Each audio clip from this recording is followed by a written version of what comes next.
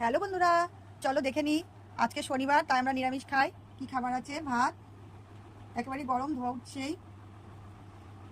তার সাথে আছে শশা, আছে মিষ্টি কুমড়ো সিদ্ধ, কাঁচা লঙ্কা দিয়ে সর্ষের তেল দিয়ে মাখানো, আছে পটল ভাজা, আছে পাটের শাক ভাজা, তার সাথে আছে কাঁচা লঙ্কা, আছে ঝিঙে, আলু, বেগুন, মিষ্টি কুমড়ো, পটল, সব কিছু, গাজর, সব কিছু দিয়ে একটা সবজি।